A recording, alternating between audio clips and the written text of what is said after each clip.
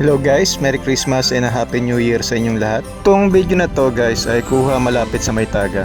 Nag-drone shot lang ako saglit para makita natin yung ganda ng mga pailaw nila rito sa may park. At syempre kasabay na rin yung pagpapasalamat ko sa mga taong patuloy na tumutulong sa akin at sumusuporta. Sa aking mga kaibigan, sa aking mga kamag-anak at syempre sa aking pamilya na walang sawang nanonood ng aking mga video. Dahil itong taong ito, 2024, maraming ups and down na nangyari sa aking buhay. Pero ito, patuloy pa rin tayong lumalaban at tayo ay patuloy pa rin nabibigyan ng blessing. Pero syempre kahit na maliit man o malaki ay patuloy natin ipagpasalamat sa taas. At itong taon na darating guys ay alam ko marami pang pagsubok na darating sa ating buhay. Patuloy lang nating lampasan yung mga pagsubok na yan. Dahil hindi naman ibibigay yan kung hindi natin makakaya. At syempre ang masasabi ko lang ay huwag tayo masyado maging overthinking at mag-focus tayo sa kasalukuyan na ginagawa natin. At kung ano man yung mga nais mo sa buhay ay ibibigay naman talaga sa iyo yan kung para talaga sa'yo. At magtiwala ka lang din sa iyong sarili. At syempre, para dun sa mga taong gustong-gustong makamit yung kanilang mga pangarap sa buhay, alam ko kulang yung salitang sipagin pa natin. Dahil miski sa aking sarili, hindi ko pa rin naman masasabi na successful ang aking buhay. Pero patuloy akong gumagawa ng aksyon. At alam ko, ang buhay natin ay hindi naman karera. Pero syempre, wag naman tayong masyadong maging kampante. Dahil hindi naman tayo pabata. Ang edad natin ay mas lalo pang nadadagdagan. Kaya nga dun sa mga tao na kasabayan ko ay